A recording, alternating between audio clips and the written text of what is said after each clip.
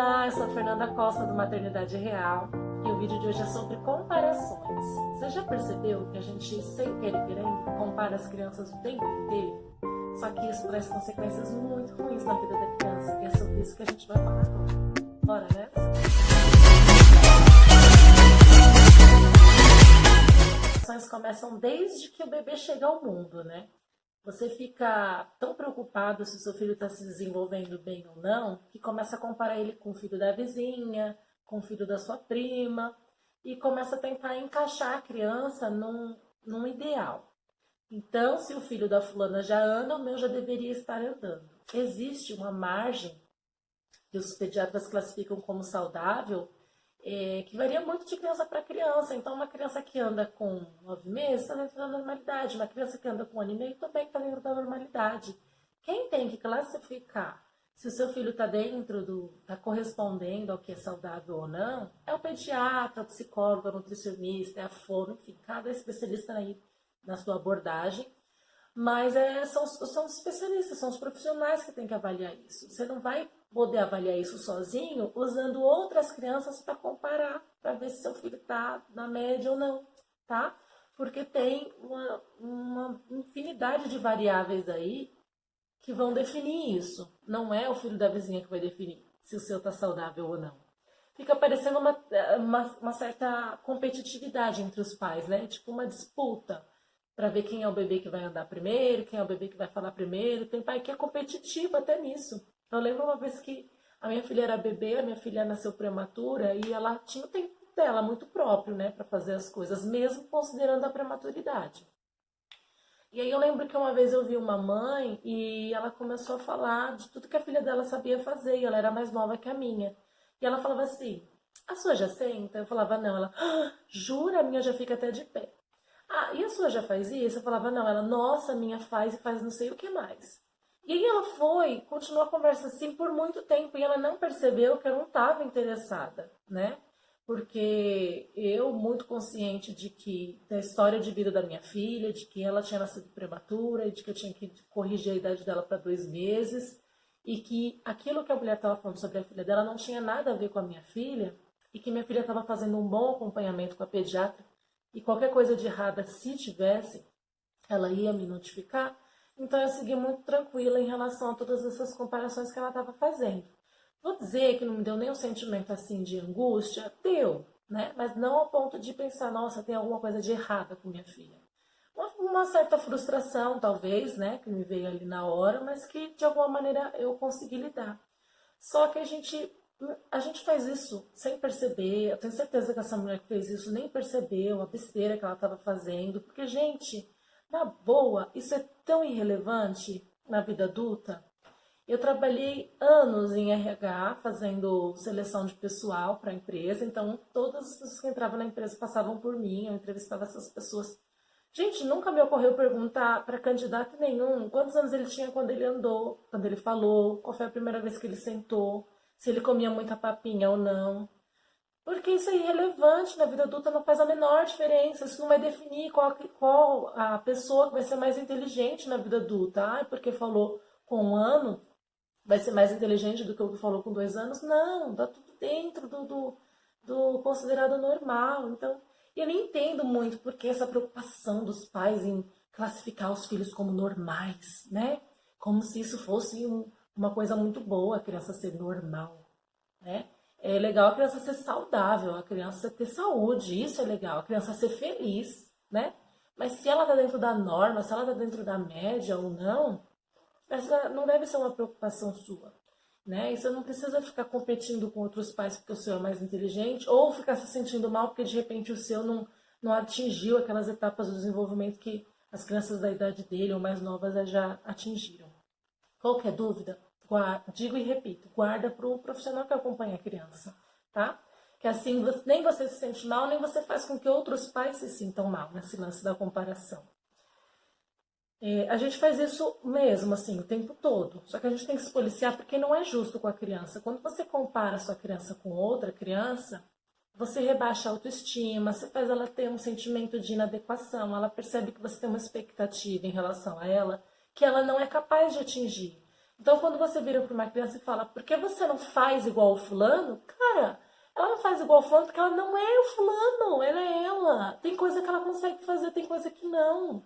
A gente tem que aprender a respeitar a criança, né, de acordo com as particularidades dela. Todas as crianças, elas têm qualidades, elas têm habilidades, elas têm defeitos, elas têm pontos de melhoria, elas têm coisas que elas têm mais dificuldade de fazer, coisas que elas não vão conseguir fazer nunca, e tá tudo bem. Você já parou para pensar que não existe no mundo inteiro, nesse planeta de, sei lá, 7 bilhões, não sei, de pessoas, não existe outro igual teu filho. Seu filho é único. Então ele tem que ser amado, valorizado, aceito e respeitado por ser quem ele é, por ser como ele é. A nossa função, nosso papel como pais é ajudar a criança a desenvolver habilidades, é educar, incentivar, encorajar, estimular a criança a ir se desenvolvendo forte e saudável. Não ficar tentando enquadrar a criança na expectativa que é sua, né? Esses dias eu vi uma mãe insistindo, quase brigando com a filha no balé, para a menina fazer balé. E aí a minha filha estava dançando e ela ficava falando, olha lá que bonitinha, olha como ela dança. Ai, você tem que fazer. Gente, a menina não queria, ela não quer fazer. Deixa ela escolher uma outra coisa, dá opção, né? Mas não obriga uma criança a fazer uma coisa que de repente você não fez e aí era seu sonho, e aí você não realizou. E aí você quer depositar isso nas costas do seu filho? É muito injusto com a criança. E, de novo, gente, eu sei que adulto nenhum faz isso por mal. A gente faz isso por falta de consciência. Isso que agora eu tô te contando. E eu espero que você consiga se perceber fazendo isso. Que a gente faz isso o tempo todo. Eu também faço isso. Só que quando eu me percebo fazendo isso, eu falo, opa, não é esse o caminho. Né? Eu não gostaria de ser comparada. Eu não gostaria que minha filha virasse para mim e falasse, ah, porque você não é como a mãe da fulana, que é magrinha, que é mais bonita, que sei lá, mais o que você. Eu não gostaria de ser comparada, né? Então, é uma coisa que eu não gostaria, eu procuro não fazer.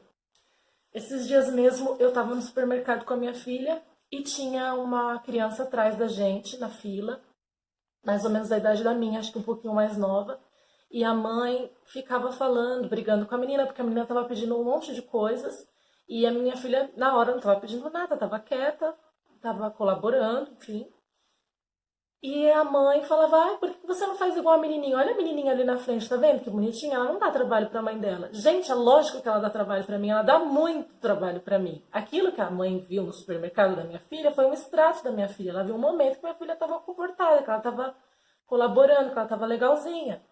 Mas aí você usa isso achando que a sua criança vai se sentir melhor porque ela tá vendo a outra se comportando melhor, ela vai se comportar melhor, ela não vai se comportar melhor.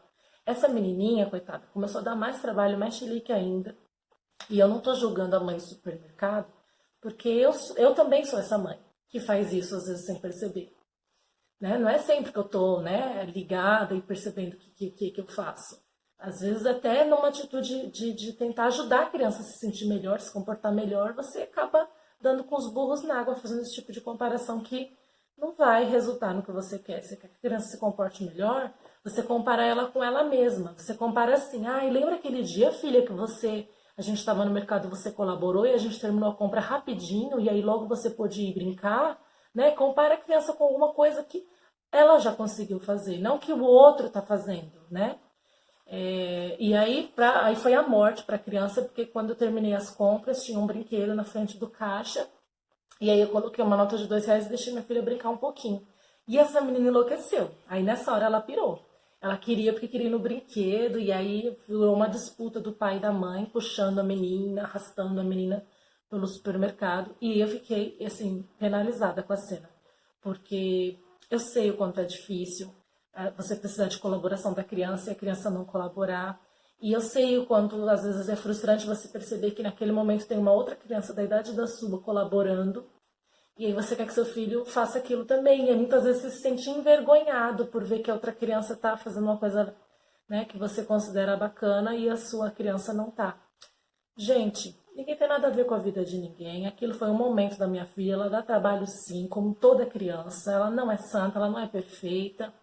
E já passei por cenas como essa da mãe no supermercado, da criança gritar, da mesma Malu que foi, né, alvo de comparação por ser fofinha. Já passei por essa cena dela ter aquelas crises e coisa e tal. Então é isso que a gente tem que tentar entender. Cada criança é única. É respeitar e aceitar seu filho do jeitinho que ele é, ajudar ele a melhorar, mas de acordo com as possibilidades reais dele, né? Bom, aí o vídeo de hoje foi esse. Espero que tenha feito sentido para você. Se te ajudou de alguma forma, compartilha com outros pais que você acha que podem se beneficiar desse conteúdo também. Você pode me acompanhar nas outras redes sociais também, ficar por dentro de mais assuntos como esse. A gente está sempre falando sobre educação, sobre educar com respeito, educar com firmeza, né? Então tem o Facebook, tem o Instagram, tem o site. Então todos os links aqui na descrição para você acompanhar essas outras plataformas também. E lembrando que eu trabalho com orientação de pais, né? Dou consultoria aí para pais, sou psicóloga, educadora parental, enfim, meu WhatsApp também está aqui embaixo na descrição do vídeo. Aí você pode entrar em contato comigo diretamente. E eu quero que você me conte também um pouquinho, né, de como é essa situação para você. Você também compara seu filho, tem alguma situação que você queira compartilhar aqui com a gente? Deixa aí nos comentários que pode ser útil, né, a sua informação, a exposição que você vai fazer de alguma situação aí da sua vida pode ser útil para outros pais também, tá bom? E o vídeo de hoje foi esse, vou ficando por aqui. Beijo grande e até o próximo.